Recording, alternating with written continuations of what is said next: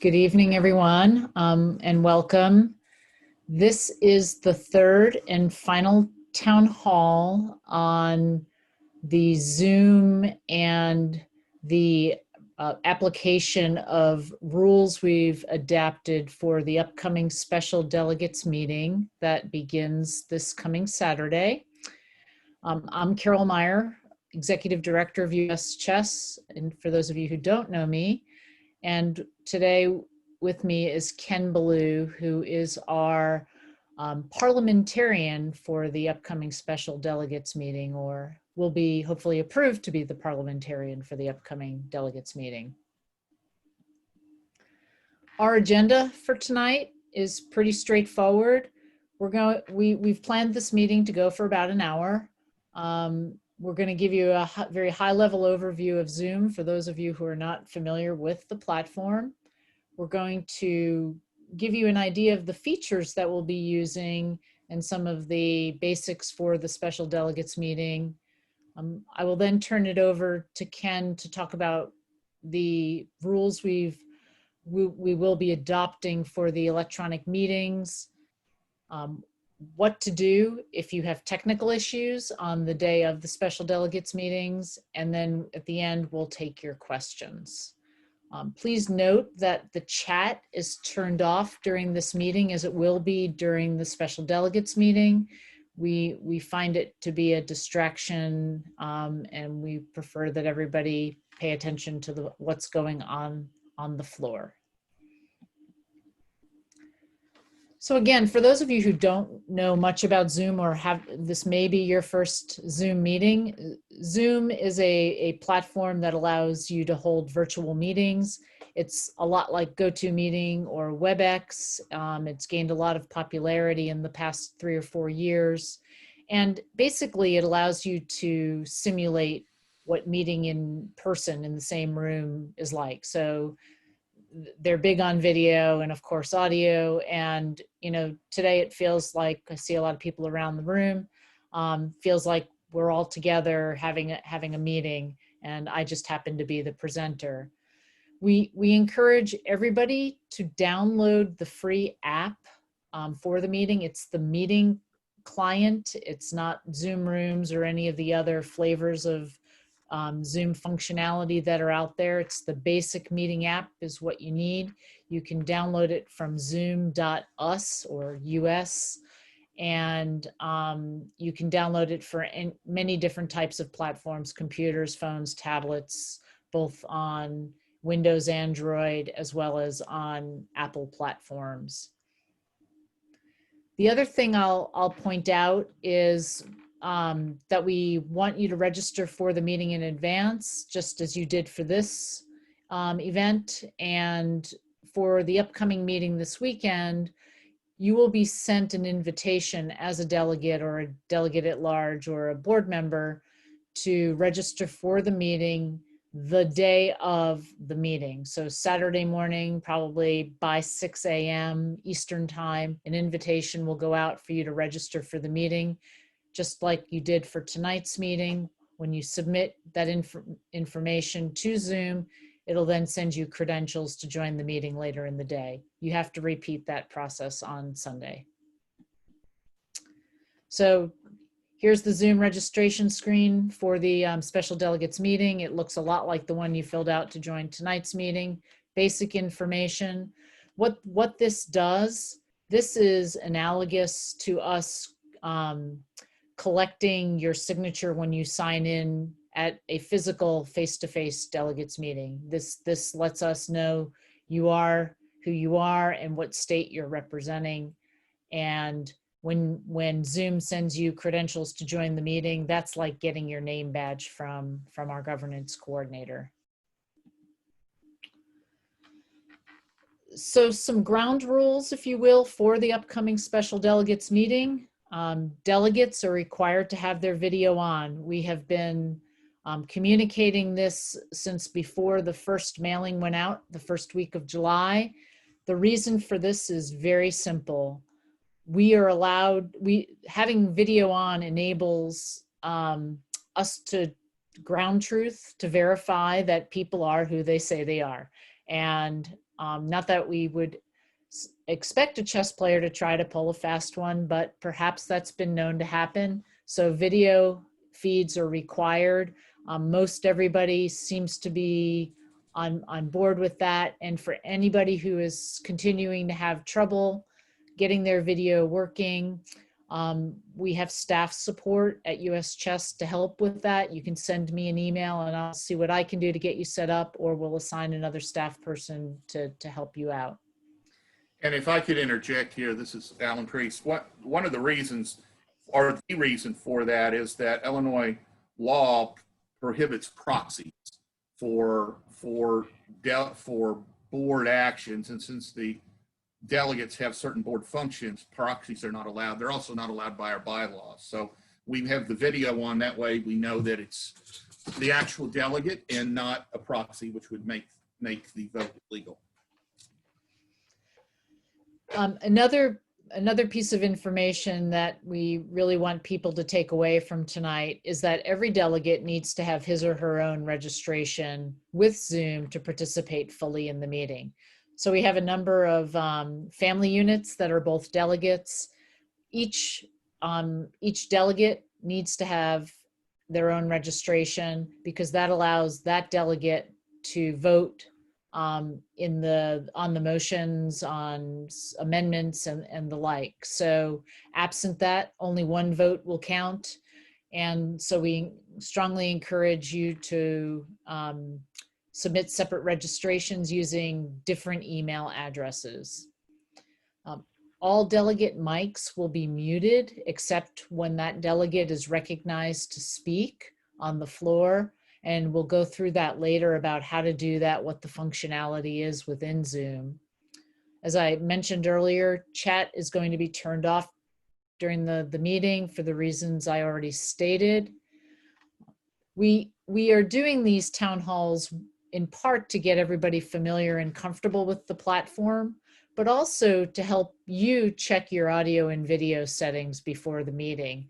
And I think it's a good practice for you to do this every time you sign on to an online meeting, whether it's Zoom or some other platform, because things can change. And then the final thing that I'll point out on this slide is that Zoom varies across the type of device you are using. And so we've discovered that the raising your hand feature on the Chrome browser on my Mac has just a little raised hand icon. Well, most everybody else in the world has the words raise hand on a button within the participants window. And so we'll show that a little bit later, but I raised this point to say it's incumbent upon the delegates, the participants in this meeting, to become familiar with your version of Zoom prior to August 15th. And if you do in fact set up your own free account and download the app, you can conduct your own free Zoom meeting and test these things out with family and friends or other delegates. At this point, I'm going to hand it over to Ken. Oh, no, one more thing. I'm sorry. Just a couple of key features on the menu bar at the bottom of your Zoom window.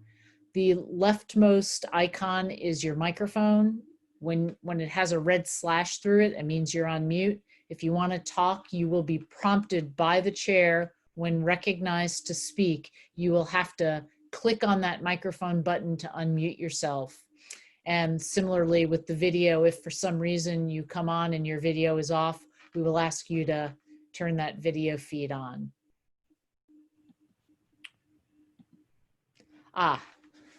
So renaming yourself. So not all delegates know each other. We are seeing, new faces, new names, and given that we don't have the ability to meet in person this year, we wanted to be sure that people recognized where delegates might be, what states they might be representing. So in order to do that within the Zoom platform, when you sign in, both on Saturday and again on Sunday, we're going to ask you to remember to Go into the participants window, which is the two little people icon at the bottom of your screen. It says participants. When you click on that, it opens this white window. Tonight, there will be many, many more participants. And then when I click on my name, just a single click, and click on the More button to the right, the opportunity is presented where I can rename myself. When you click on the rename menu item from the More function, a dialog box opens and you can add your state in parentheses or however else you want it to appear. I live in North Carolina. I'm not a delegate, but I'm doing this for illustration purposes. You click the rename button and it saves it in the participants window with the changes you've made. If I may interrupt also, when you join the meeting, you can also include your state after your last name before you actually join the meeting, so you won't have to rename yourself. Both ways work equally well. Thank you, Ken, and the floor is now yours anyway. Thank you. Bienvenue au Palais de Versailles. We will be covering the extensions or modifications to Robert's rules to accommodate electronic meetings. So this is not a complete set of Robert's rules, but just the adaptations that need to be made for electronic meetings. So, and we will also cover some of these items in further details with slides. I'm just going to quickly go through what's here now. Login information, as Carol has already mentioned, you will need to register for the meeting before the meeting starts. Again, the links will be sent out around 6 a.m. Eastern time, and there will be separate links for both Saturday and Sunday. So if you're attending both days, you'll need to register both times. Login time, we are planning to start the meeting, I think we've said 30 minutes ahead of time and possibly even 60 minutes ahead of time. This will give people a chance to get in, make sure that their audio and video connections are working just fine. It will allow time for somebody to help if perhaps somebody's connection isn't working correctly. Signing in and out, obviously you'll be signing in for the start of the meeting. You may need to be absent from the meeting. Now, a short absence, such as a bio break or just stretching for for any short reason, you don't need to sign out. But if you're going to be away for some extended time, we're asking you to please sign out of the meeting so that we have an accurate count of who's present for quorum. And then, of course, you can sign back into the meeting when you come back in with the same credentials. To establish a quorum, the president will check at the time for the meeting start. By looking at the list of participants, we'll have an accurate count of how many are signed in. If we have a vote where the vote total, those who cast votes or abstain, is less than a quorum, a member may make a quorum call, and then we will check to see that we actually have a quorum. Technical requirements, as we've mentioned, you are responsible for your video, audio, and internet connection. If there's a malfunction, then you will be disconnected from the meeting so that the meeting can continue without disruption. There is no basis for declaring the meeting invalid because any particular member had to be disconnected. Forced disconnections, most people will be muted during the meeting. In fact, all but the speaker will be muted during the meeting. But for example, if you have your 2-minute brilliant oratorical matter prepared and your dogs happen to choose just that time to see a squirrel and start barking, or possibly a raccoon, then the chair will mute you and, if necessary, disconnect you to preserve the orderly flow of the meeting. Carol has already mentioned the raise hand feature. To seek recognition, you will either click the raise hand icon or go into the list of participants and click raise hand in the lower right corner. There will be this puts you into a queue of members that are seeking recognition. The chair will assign the floor in order of that queue, subject to the restriction that no member may speak twice before all those seeking recognition for the first time have been recognized. Subsidiary motions submitted during the meeting. Those are motions, for example, to amend or to refer to a committee. Please send those motions to cmeyer@uschess.org before seeking recognition. This is extremely helpful because, especially motions to amend, it is extremely important to have the exact wording so that all members can see that wording and we are clear what we are discussing and voting on. Display of motions, we'll have a slide later showing how motions will be displayed for the body. Basically, it will be a shared Google document. About 2/3 of the document width will be for the display of the current motion under discussion. On the right-hand side will be a list of speakers seeking recognition, including those who have already been recognized once. Voting will be conducted using the polling feature in Zoom. We'll have some examples of that later. Next slide, please. And I do apologize to the meeting. I need to excuse myself one moment. One thing, this is Alan Priest, one thing about the submission in writing, that is really critically important. And so you'll do that through email to Carol.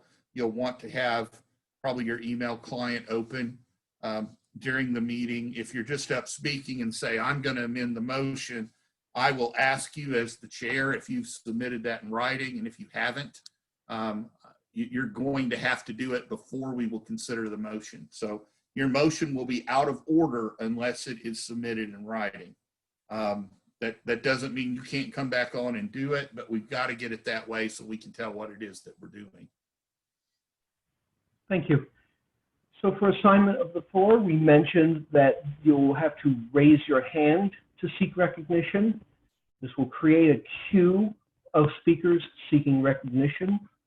Once you have been recognized, you will be recognized to speak for 2 minutes. And there will be a timer. We will be keeping strictly to the time limits. As soon as 2 minutes is up, the chair will allow you to finish the sentence that you've started, and then you will be done. That is not an invitation to come up with the world's longest run-on sentence. Next slide, please. When you are recognized, as we say, the floor will be assigned to you. You have 2 minutes to speak. You will be prompted on screen to unmute your mic. What happens is a little box will pop up saying the host wishes you to unmute. And then there's a button on there that you can click for unmute. You will be limited to speak twice on specific motions. If you wish to speak a second time, you have to yield to all seeking recognition who have not spoken the first time. There will be a timer to assist you in adhering to the 2-minute limit. I would like to point out that the speak twice on a specific motion, if there is a motion to amend, for example, that's a new motion. It's a subsidiary motion. If you've already spoken to the main motion, that doesn't count against speaking to the motion to amend. Basically, the slate is wiped clean, and then if there's a motion to amend, you will have 2 opportunities to speak to that motion. Next slide, please. If I could interject real quickly, this is not a provision of the electronic rules. This is the same rule we used in Orlando, that you could not speak twice till everyone who wanted to speak once had the chance. So if you were queued up, if you were at the meeting in Orlando, we had people who might be lined up at the mic and they got leapfrogged in line. And you can only speak twice to the motion that's on the floor. You can't get up there and speak 4 and 5, 6 times. I simply won't recognize you after the second time. And we will be keeping that, and there will be a list up on the that you can see that will show you who has spoken. Thank you. In fact, that's not just a US chess rule, that is Robert's Rules of Order. On your screen, you see the slide with the speaker timer. You see that it's set for 2 minutes, and it will just count down to 0 for when your time is expired.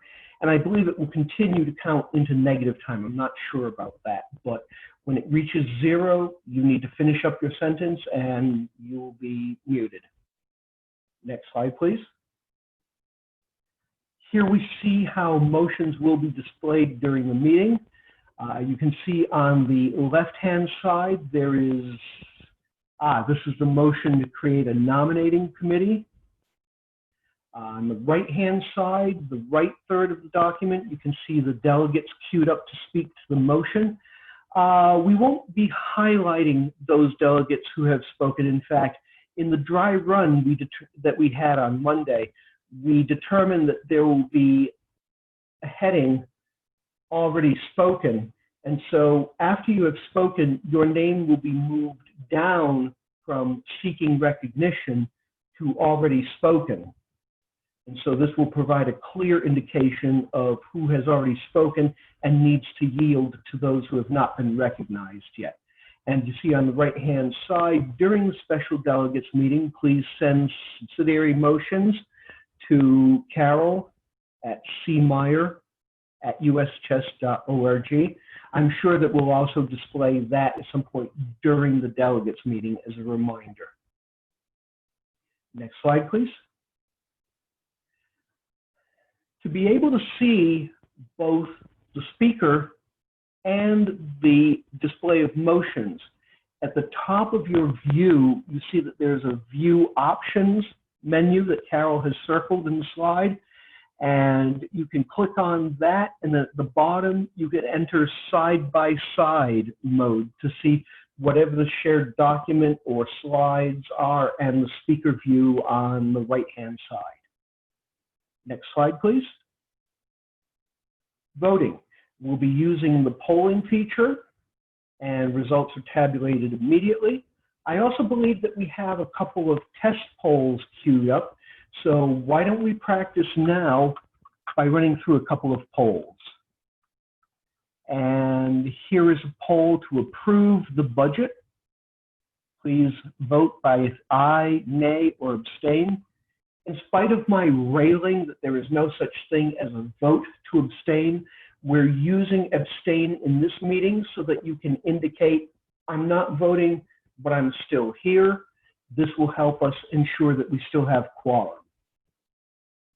Okay, we have 13 of 22, 14 votes so far. 16.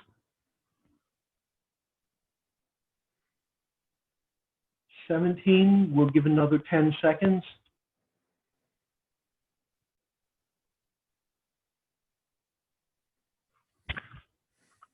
And we'll close that poll.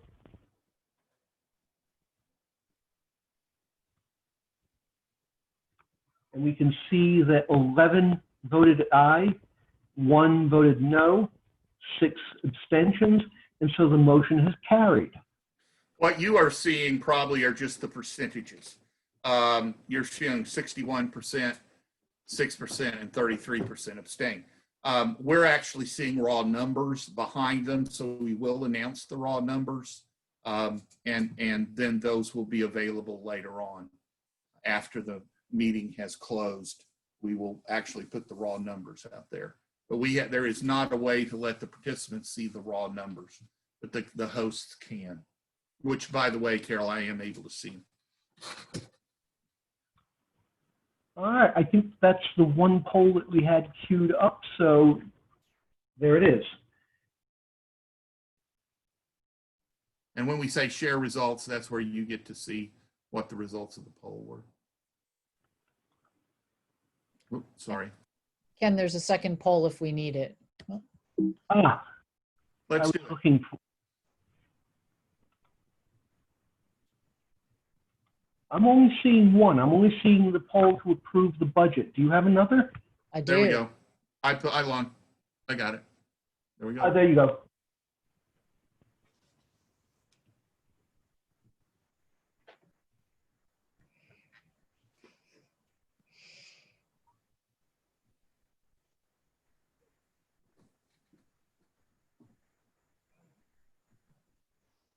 right, we have 17 of 22, 18, 19, 20, 21, one straggler.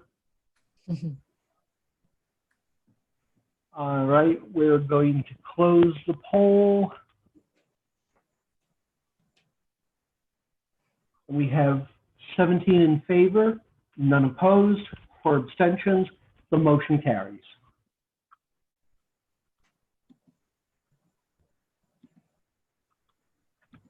All right, that's polling.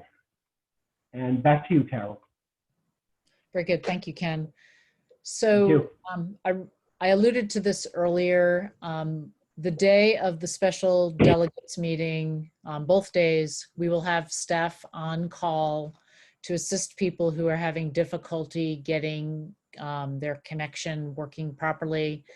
Jennifer Pearson and Dan Lucas are both going to be available.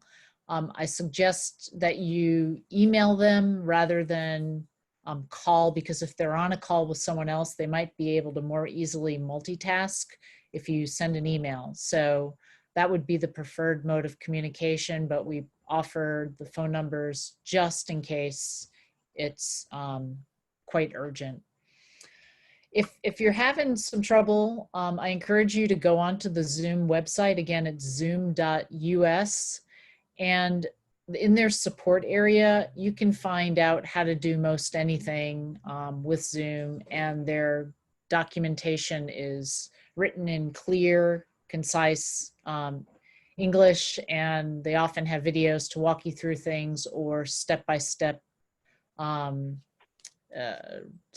each step along the way written out, and it's very easy to follow.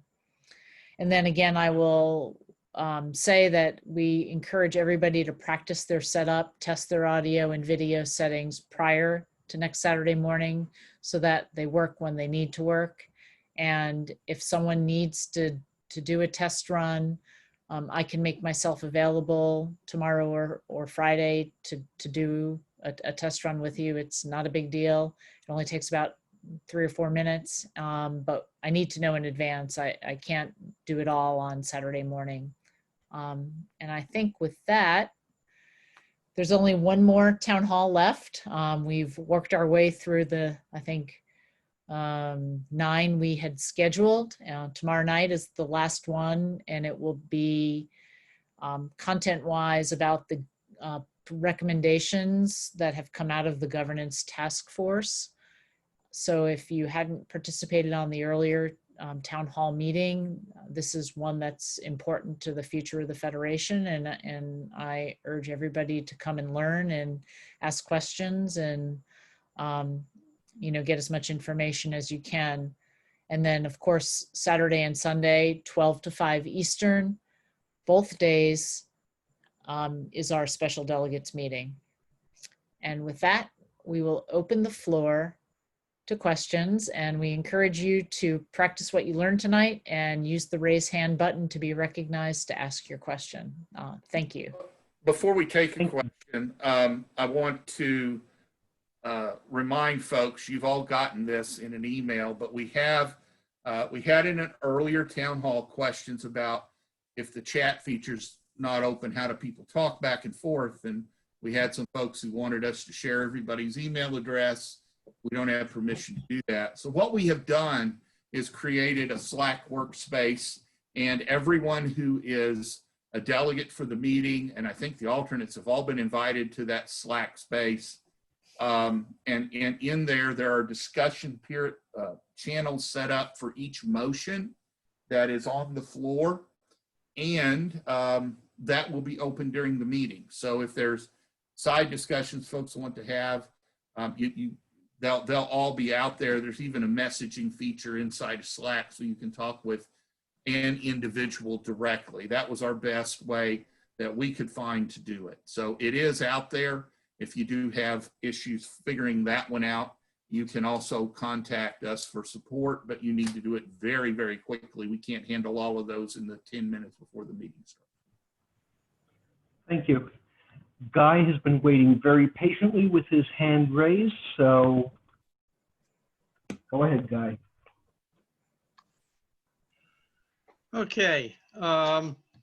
With great difficulty, we managed to get Sandy's phone to actually accept the meeting. But since it has a tendency to turn itself off on a regular basis, the last touch obliterated the meeting, even though we noticed where she's still registered. How do we get it back? Guy, we could work on that tomorrow. We'll set up a time again, okay? Okay. To troubleshoot. All Just right, email me and we can figure out a time, all right? Okay, thank you. all right. I see Richard Kepke has his hand raised, so we will recognize Richard. Yeah, I'm wondering how you're going to handle special, what do you call it? I don't want to say this. Points of order, points of information within the meeting. So supposing, for example, there's a queue of people ready to talk. Somebody calls the question, the question is called, but you have a point of order to make. How do you do that in this scenario in this meeting? All right, since you mentioned point of information, or point of inquiry as it's now called, I'll take that one first, dodging the harder question until later. Point of information or point of inquiry is just seek recognition as normal. You will be recognized. You may ask your question. Point of inquiry does not count towards your 2 opportunities towards debate.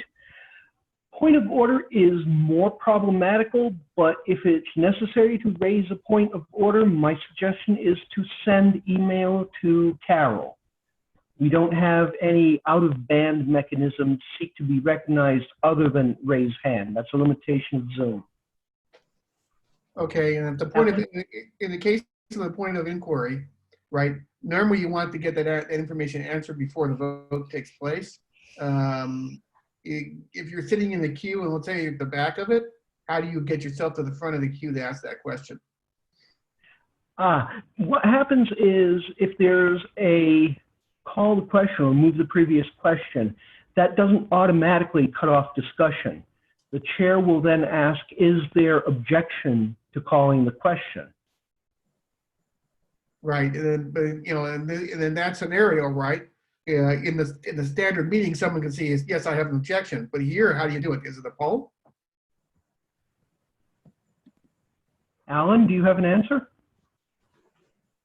When we have a motion to call the question, what we will do, because we're recording hands that are being raised as they go, and every time there's a subsidiary motion, we'll wipe those out, but we're keeping track of them, okay? So we're keeping, when you raise your hand, we're keeping a list. When there's a subsidiary motion, which calling the question is, we'll clear the deck of raised hands, and then when I ask for objections, you simply raise your hand, and that will have an objection. That answers my question, thanks. Yeah, that's the mechanism. Thank you, Alan. That also applies anytime there's a subsidiary motion. So if you see your hand up, you're going to see on the screen where we list the people. And so if all of a sudden your hand's not raised, don't freak out. If you're on the screen, you're good. It's because we will clear the deck so we can deal with subsidiary motion, and that's when it will happen. Thank you, Alan.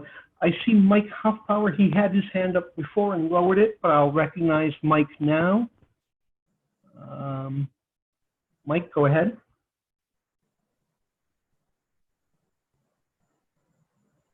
Mike, we can't hear you, although you seem to be unmuted.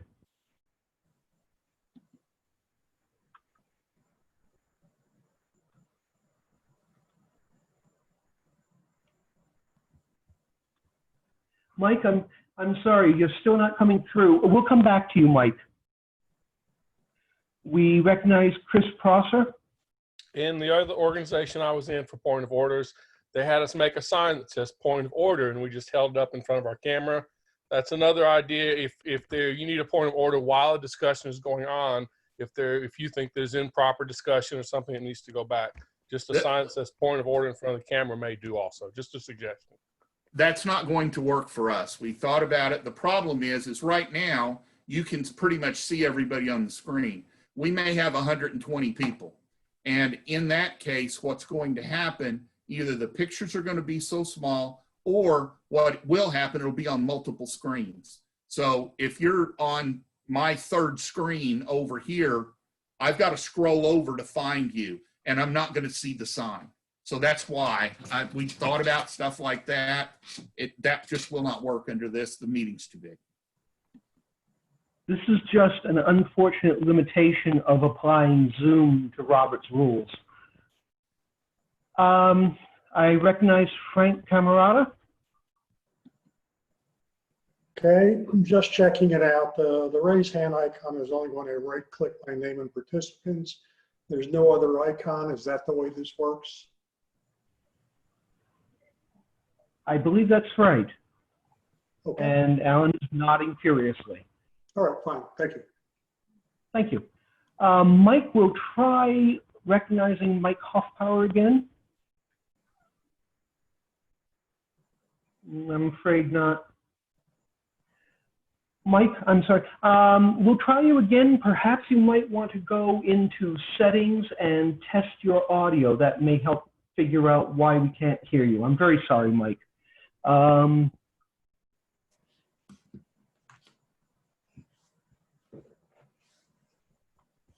Is there anybody else seeking recognition?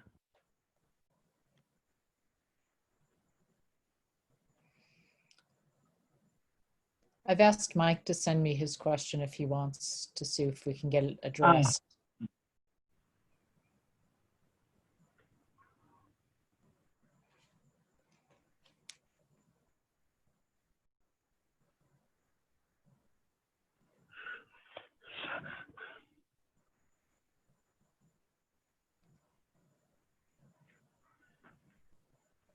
Is there anybody else seeking recognition?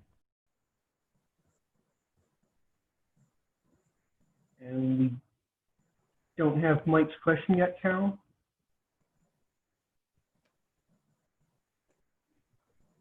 Takes a while to come from Virginia.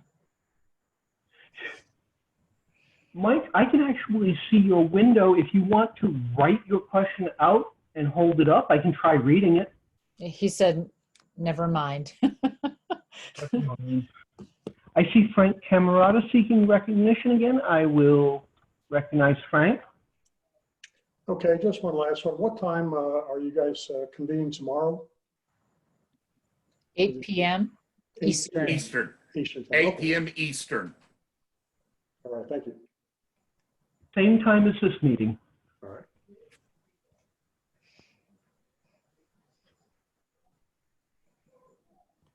Oh, I just see somebody. I see Mike Neatman. Mike Neatman is recognized. But Frank, if you want to come in, you need to register. So hopefully you got an email and you have to register like you did to get into this one. Okay, thanks. And I do have Mike's question. Please. So his question is, how is a quorum taken at the start of the meeting? And if someone asks for a quorum call? Ken, I think you addressed that earlier, but It's worth going over again. Yes, in the participants window, we can see the number of participants that are signed in. In fact, you can probably, if you just hover over the bottom, you'll see 24 participants right now.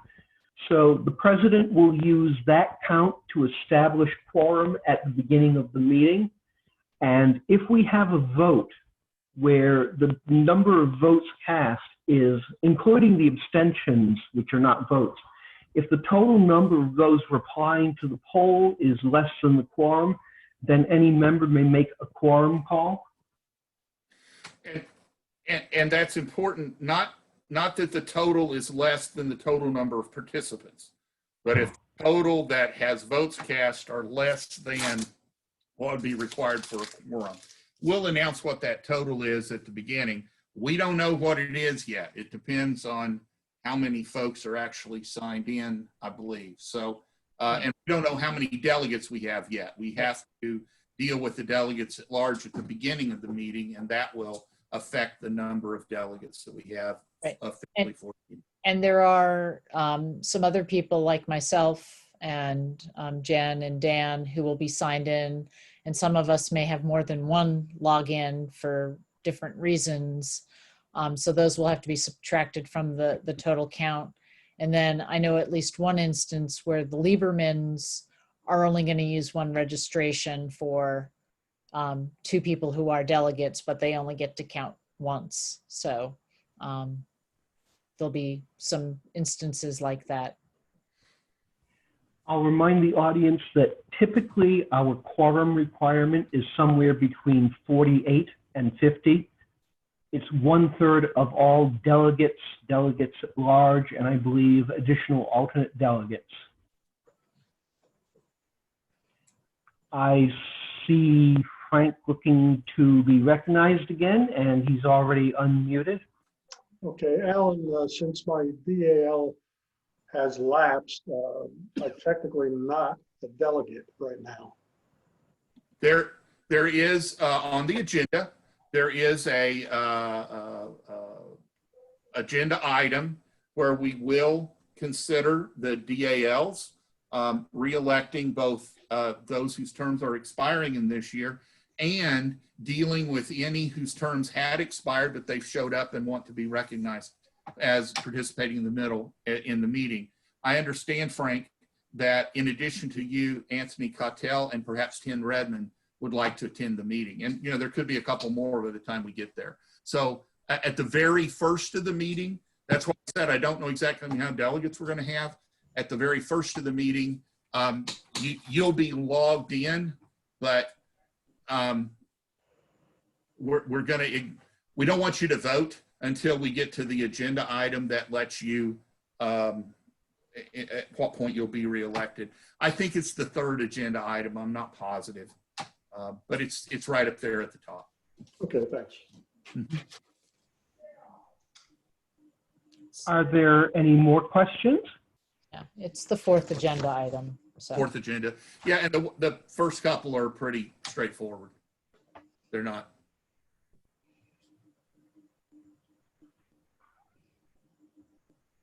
Seeking more questions? Have we really done that effective of a job answering everybody's questions?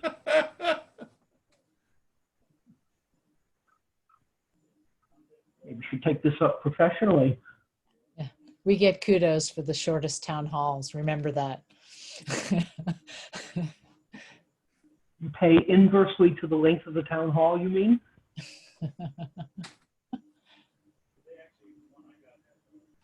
All righty. All right. Next, Ken, we'll put an extra 0 on the front of your paycheck. On the front, excellent. On the front, yes. Well, thank you, everyone. Look forward to seeing you on Saturday and Sunday and perhaps tomorrow night. So have a good evening. Thank you, everybody.